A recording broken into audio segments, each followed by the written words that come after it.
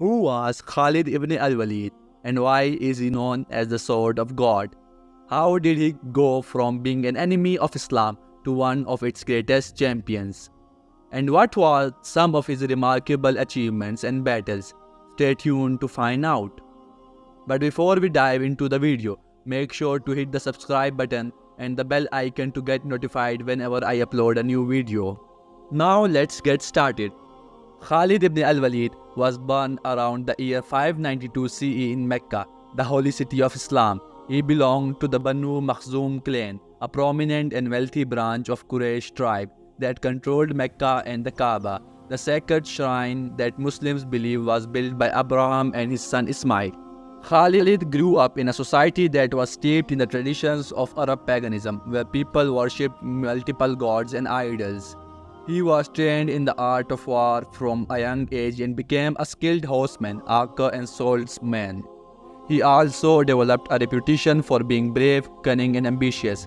He was a fierce opponent of Muhammad, the Prophet of Islam, who started preaching the message of monotheism and social justice in Mecca around the year 610 CE. Muhammad's message challenged the status quo of the Quraysh and threatened their economic and religious interests. As a result, the Quraysh persecuted Muhammad and his followers, who were mostly poor and weak, and tried to stop the spread of Islam by all means. Khalid was one of the leaders of the Quraysh army that fought against Muhammad and the Muslims in several battles. He first encountered Muhammad in the Battle of Uhud in 625 CE, where he exploited a tactical mistake by some of the Muslim archers and led a surprise attack that almost wiped out the Muslim army. He also participated in the Battle of the Trench in 627 CE, where he tried to break through the defensive trench that the Muslims had dug around Medina, the city where Muhammad and his followers had migrated to escape the persecution in Mecca. However, he failed to breach the trench and the siege was lifted after a few weeks. Khalid's attitude toward Islam changed after the Treaty of Hudaybiyah in 628 CE, which ended the hostilities between the Muslims and the Quraysh and allowed them to perform the pilgrimage to Mecca the following year. Khalid was impressed by the peaceful and dignified conduct of the Muslims and decided to convert to Islam. He went to Medina and met Muhammad, who welcomed him warmly and gave him a ring with the inscription Muhammad, Messenger of God. Muhammad also said, "You are one of the swords of the God, unsheathed against his enemies." From that moment on, Khalid became a loyal and devoted follower of Muhammad and Islam. He joined Muhammad in the conquest of Mecca in 630 CE, where he helped to destroy the idols in the Kaaba and establish Islam as the dominant religion in Arabia. He also fought in the Battle of Hunain, where he saved Muhammad from the ambush by some of the pagan tribes, and in the Battle of Tabuk, where he led the detachment of the Muslim army against the Byzantine Empire, the superpower of the time. After the death of Muhammad, peace be upon him, Khalid played a crucial role in the Ridda Wars, a series of rebellions by some of the Arab tribes who refused to pay the zakat, the obligatory charity that Muslims give to the poor and needy, and who claimed to have their own prophets. Khalid was appointed by Abu Bakr, the first caliph of Islam, and a close companion of Muhammad, as the commander of the Muslim army. He fought and defeated several rebel leaders such as Muslima, Toleha and Saja, and reunited Arabia under the banner of Islam.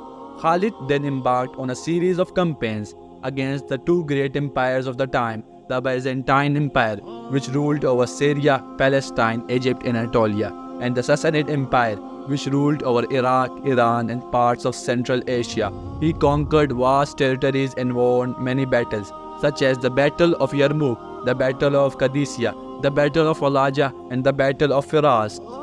He displayed his genius as a military strategist and commander, using innovative tactics such as double envelopment, the pincer movement and the hammer and the anvil. He also showed his courage, generosity and magnanimity, sparing the life of his enemies, respecting the rights of the civilians and granting amnesty to those who surrendered. Khalid was nicknamed Saifullah, or the Sword of God, by his enemies and his friends, who admired his powers and feared his wrath. He was also praised by Muhammad, who said, "There is no man who has killed more infidels than Khalid." He was also loved by the Muslims who chanted, "O sword of God, we follow you." However, Khalid's fame and success also aroused the jealousy and resentment of some of his rivals, who accused him of being arrogant, reckless, and disobedient. They also claimed that he has amassed a fortune from the spoils of war and that he had indulged in luxury and pleasure. They complained to Umar, the second caliph of Islam and another close companion of Muhammad, who decided to remove Khalid from his position and replace him with another general. Umar said to Khalid, "You are not dismissed because of any dishonesty or trickery, but because the people have glorified you and were misled. I feared that people would rely on you. I want them to know that it is God who does all things and there should be no mischief in the land." Khalid accepted Umar's decision with grace and humility and retired from public life. He spent the rest of his days in Medina, where he died in 642 CE. At the age of 50, he was buried in the cemetery of Al-Baqi, next to the graves of many companions of Muhammad. He left behind a legacy of heroism, wisdom, and faith that inspired generations of Muslims and non-Muslims alike. At the time of death, he said, "I would throw myself in the ranks of the enemies until I would be certain that I would not come out alive, and here I am, dying in my bed like a cattle die." Khalid-ibn-Waleed was a remarkable man who showed us the power of faith, courage, and leadership. He taught us that nothing is impossible with the help of God and that we should always strive to do our best in whatever we do. He also taught us that we should be humble, generous, and forgiving, and that we should respect the rights and dignity of others. He was a true sword of God who fought for the justice and truth and who left behind a legacy of heroism and wisdom. I hope you enjoyed this video and learned something new. If you did, please leave a comment below and let me know what you think. And if you have any suggestion for the future topics, feel free to share them with me. I'd love to hear from you. Thank you for watching and see you in the next video. Peace be upon you.